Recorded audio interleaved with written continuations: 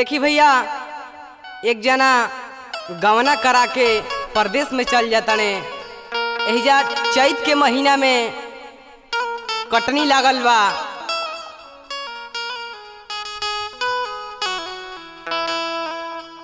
चैत के महीना में कटनी लागल बा भैया। आई रोई रोई कहतड़ी कि सबके कटनी होता, हमार पिया परदेसे बाणे। का कहतड़ी है भैया?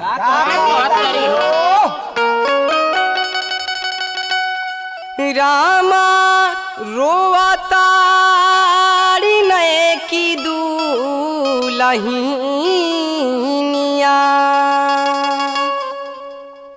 ए रामा रोई रोई कहेली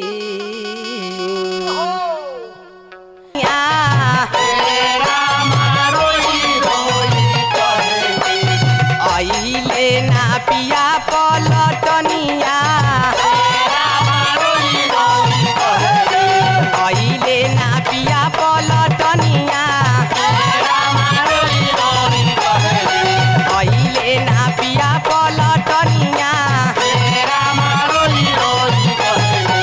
ए रामा रोई रोई कहे दुल्हिनिया, रामा रोई रोई कहे दुल्हिनिया, रामा रोवतारी नइकी दुल्हिनिया, रामा रोवतारी नइकी दुल्हिनिया, रामा रोई रोई कहेली आइले ना पिया पलटनिया, रामा रोई रोई कहेली आइले ना पिया पलटनिया, रामा रोई रोई कहेली आइले ना पिया पलटनिया, रामा रोई रोई कहेली आइले ना पिया पलटनिया, रामा रोई रोई कहेली आइले ना पिया पलटनिया, रामा रोई रोई कहेली आइले ना पिया पलटनिया, रामा रोई रोई कहेली आइले ना पिया पलटनिया, रामा रोई रोई कहेली। ए रामा रोवतारी नइकी दुल्हिनिया, रामा रोवतारी नइकी दुल्हिनिया, रामा रोवतारी नइकी दुल्हिनिया, रामा रोवतारी नइकी दुल्हिनिया,